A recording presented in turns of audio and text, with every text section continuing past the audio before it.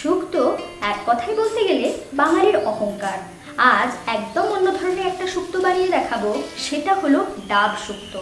এতে শুধু ডাবের ব্যবহারই হবে না, ব্যবহার হবে ভিন্ন ধরনের মশলা, সাথে আরও অন্য কিছু। সব কিছুর আদ্যপান্ত জানতে সঙ্গে রইলাম আমি ঋতুপর্ণা। আপনারা দেখছেন ঋতুর রান্নাঘর।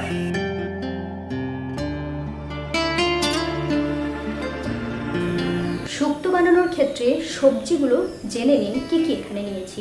আমি এখানে নিয়েছি কাঁচকলা, উচ্ছে, পটল, বেগুন আর আলু, রাঙালু। সবগুলোকে এইভাবে লম্বা করে কেটে নিয়েছি। উচ্ছেটা একটু মোটা রেখে কেটেছি, পটলটাকে শুধুমাত্র লম্বা রেখে দুখাদি করে নিয়েছি, আলু লম্বা করে কেটেছি, বেগুনও লম্বা এবং কাঁচকলা লম্বা রেখেছি, আর রাঙালুটাকেও এইভাবে কেটে নিয়েছি। সমস্ত সবজি এইভাবে কাটলেই ভালো হবে।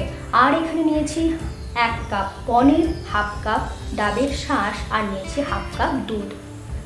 এই দিয়ে আজ হয়ে যাবে ডাব শুক্তো, যেটার স্বাদ কিন্তু অপূর্ব সুন্দর। এরপরে আমি একটা মশলা বানিয়ে নেব। তার জন্য এখানে নিয়েছি মৌরি 1 চা চামচ, রাঁধুনি 1 চা চামচ, আর নিয়ে নিচ্ছি 1 টেবিল চামচ কালো সর্ষে, আর এখানে নেব 1 টেবিল চামচ পোস্ত। এই 4টি উপকরণে যে মশলাটা তৈরি হবে তাতে কিন্তু শুক্তোর স্বাদটা অনেক সুন্দর হয়ে যাবে। এটাকে ভেজে বাটবো না, ভেজে বাটলে তার গন্ধটা অন্যরকম হয়। এটাকে আমি এইভাবে শুধুমাত্র অল্প জল দিয়ে একদম স্মুথ করে পেস্ট বানিয়ে নেব। এইভাবে শুক্তোর মশলা বানিয়ে দেখবেন, এটাও কিন্তু দুর্দান্ত হয় খেতে। এরপর ডাবের শাঁসটাকে বেটে নেব, সাথে দিয়ে দিচ্ছি হাফ কাপ দুধ। দুধ দিয়ে বাটলে এটা খেতে আরও অনেক বেশি সুস্বাদু হয়। যদি কারোর সমস্যা থাকে দুধেতে, সেক্ষেত্রে তারা জল দিয়ে কিংবা ডাবের জল দিয়েও বেটে নিতে পারেন। এরপর পনিরটাকে মেখে নেব। পনিরটা কিন্তু আমি ঘরে বানিয়ে নিয়েছি। এটা জল ছাড়া পনির হতে হবে, তবেই ভালো হবে, কারণ পনির বল বানিয়ে নেব। এখানে বড়ির পরিবর্তে আমি পনিরটা ব্যবহার করছি। সাথে দিয়ে দিচ্ছি স্বাদ মতো নুন। আমি 1 চা চামচ নুন দিয়েছি, আর দিচ্ছি 1 চা চামচ গুঁড়ো চিনি, আর দিচ্ছি 1 চা চামচ জিরে গুঁড়ো, আর এখানে দেব আদা বাটা 1 চা চামচ। সাথে বাইন্ডিংয়ের জন্য আমি দিয়ে দিচ্ছি 1 চা চামচের মতন ময়দা। সমস্ত কিছু একসাথে এইভাবে বেশ ভালো করে মেখে নিচ্ছি। এইভাবে শুক্তোর মধ্যে বড়ির পরিবর্তে যদি পনির বলগুলোকে একটু ভেজে দেওয়া হয়, তাহলে স্বাদটা কিন্তু একদম অন্য ধরনের হয়, খেতে অনেক বেশি সুন্দর হয়। ভালো করে থেসে থেসে মাখা হয়ে গিয়েছে। এরপর আমি এটার বল বানিয়ে নেব। যেমন সাইজের চান সেইভাবে বল বানিয়ে নিতে পারেন। আমি তবে এটাকে একটু মিডিয়াম সাইজের করে বলটা বানিয়ে নেব। এখানে চাইলে আপনারা এই পনির বোলের মধ্যে কিছুটা পুরো দিতে পারেন, পুরের জন্য কিশমিশ কিংবা কাজু দিতে পারেন। এইভাবে মিডিয়াম সাইজের বলগুলো বানিয়ে একে একে রেখে দিচ্ছি। এরপরে আমি রান্নাটা সর্ষের তেলে করব। আমি মোটামুটি 1/4 কাপ সর্ষের তেল গরম করে নিয়েছি। বেশ ভালো করে গরম হয়ে যাওয়ার পর একে একে পনির বলগুলোকে এইভাবে দিয়ে দিচ্ছি। পনির বলগুলোকে একটু হালকা করে ভেজে নেব, খুব বেশি লাল করব না। এপিট ওপিট করে ভালো করে উল্টে দিচ্ছি। এটাকে আমি মিডিয়াম ফ্লেমে রেখেছি, নাহলে কিন্তু পনিরটা দেওয়ার সাথে সাথে একদম একটা সাইড পুড়ে যাবে। সেই জন্য একটু মিডিয়াম ফ্লেমে রেখে এটাকে ভাজলে খেতে বেশি ভালো লাগবে। এটা আপনারা কিন্তু ঘিয়েতেও ভেজে নিতে পারেন। দেখুন, এরকম লালচে রং হওয়ার পরে একে একে তুলে নিচ্ছি। ওই তেলেতেই আমি দিয়ে দিচ্ছি ফোড়নে 1 চা চামচ রাঁধুনি, আর দিচ্ছি একটা তেজপাতা, একটা দারচিনি, 2টো ছোটো এলাচ। একটু নাড়াচাড়া করে নেওয়ার পরে আমি দিয়ে দিচ্ছি নুন। নুনটা কেন প্রথমে দিলাম, তার কারণ হচ্ছে এরপরেই আমি দেবো আদা বাটা। সেই জন্য 1 চা চামচ নুন দেওয়ার পরে আমি দিয়ে দিচ্ছি 1 টেবিল চামচ আদা বাটা। নুনটা দেওয়ার জন্য আদাটা কিন্তু ছিটকাবে না, নাহলে কিন্তু তেলেতে আদা দেওয়ার সাথে সাথেই ছিটকাতে শুরু করবে। এরপর আদাটাকে বেশ ভালো করে ভেজে নিয়েছি। নেওয়ার পরে আমি দিয়ে দিচ্ছি উচ্ছেটা, যেটা লম্বা লম্বা করে কেটে নিয়েছিলাম।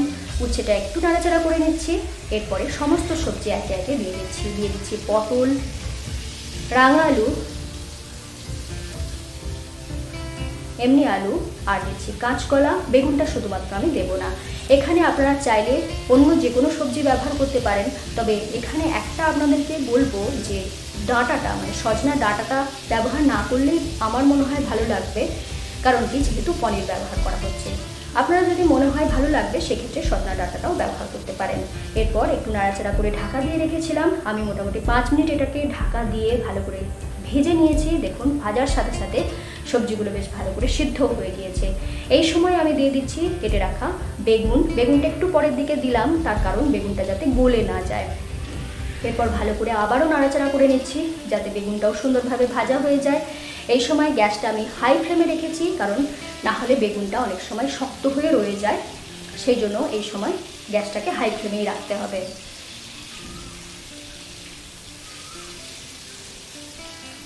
এরপরে যে মশলাটা বেটে রেখেছিলাম সেই মশলাটা এখানে দিয়ে দিলাম, দিয়ে আবারও নাড়াচাড়া করে নিচ্ছি। মশলার সাথে বেশ ভালো করে সবজিটাকে নাড়াচাড়া করে নিতে হবে। মশলা ধোয়ার জলটা দিয়ে দিচ্ছি, দিয়ে একটু হাই ফ্লেমে রেখে এটাকে কষিয়ে দিচ্ছি।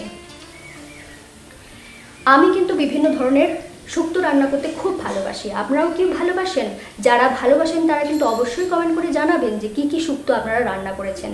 এরপর ঢাকা দিয়ে রেখেছিলাম, আবারও 5 থেকে 6 মিনিট মতন ঢাকা দিয়ে রেখেছিলাম। দেখুন সবজিগুলো কিন্তু সুন্দরভাবে কষানো হয়ে গিয়েছে এবং নরমও হয়ে গিয়েছে। এরপরে দিয়ে দিচ্ছি একটু চিনি। চিনিটা একটু ভালো লাগে, সেই জন্য আমি 1/2 চা চামচের মতন গুঁড়ো চিনি ব্যবহার করেছি। এটা কিন্তু আপনারা না চাইলে নাও দিতে পারেন। এরপরে আমি দিয়ে দিচ্ছি দুধ দিয়ে যে ডাবের শাঁসটাকে বেটে রেখেছিলাম সেইটা। দেওয়ার পরে আমি দিয়ে দিচ্ছি আরও 1 কাপ মতন জল। গ্রেভিটা আপনারা যেমন ভালোবাসেন সেই মতন দেবেন, তবে খুব বেশি গ্রেভি এখানে ভালো লাগে না, একটু গায়ে মাখা মাখা হলেই খেতে ভালো লাগবে। এরপর এটাকে ফুটতে দিতে হবে। তার আগে দিয়ে দিচ্ছি আমি 3-4টের মতন কাঁচা লঙ্কা। এরপরে আপনাদের জন্য এখানে রয়েছে একটা টিপস, এরপরে কিন্তু কিছুতেই ঢাকা দেবেন না, ঢাকা দিলে এটা কেটে যেতে পারে, সেই জন্য ঢাকা খোলা অবস্থায় এটা রান্না করতে হবে। এরই মধ্যে আমি দিয়ে দিচ্ছি ভেজে রাখা পনির বলগুলো, আর দিয়ে দিচ্ছি ঘি 1 টেবিল চামচের মতন। মোটামুটি শুক্তো আমার তৈরি হয়ে গিয়েছে। শুক্তোর কিন্তু কোনো সবজি ভেঙে যাওয়া চলবে না, বেশ সেরকম গোটা গোটা থাকবে, তবেই ভালো লাগবে খেতে। এরপর আমি গ্যাস অফ করে কিছুক্ষণ ঢাকা দিয়ে স্ট্যান্ডিং টাইমে রেখেছিলাম। মোটামুটি 2 থেকে 2.5 মিনিট আমি স্ট্যান্ডিং টাইমে রেখেছি। রাখার পরে এটাকে গরম গরম সার্ভ করে দিচ্ছি। এই যে শুক্তোটা তৈরি হলো এটা কিন্তু খেতে একদম অন্য ধরনের, আপনারা দেখতেই পেলেন রেসিপিটা কিন্তু একদম ইউনিক।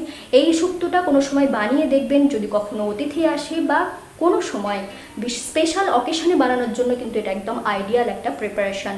অবশ্যই বানিয়ে খেয়ে আমাকে কমেন্ট করতে ভুলবেন না, কমেন্ট করে জানাবেন কেমন লাগলো। সাথে সাথে এই ভিডিওটা যদি ভালো লাগে বন্ধু বান্ধবদের মধ্যে শেয়ার করে তাদেরও দেখার সুযোগ করে দিন, আর সাবস্ক্রাইব করতে ভুলবেন না। আপনারা এতক্ষণ দেখছিলেন ঋতুর রান্নাঘর, সঙ্গে ছিলাম আমি ঋতুপর্ণা। আজ তাহলে আসি, আবার দেখা হবে এরকম কোনো সুন্দর সুন্দর নতুন নতুন ভিডিওর সাথে।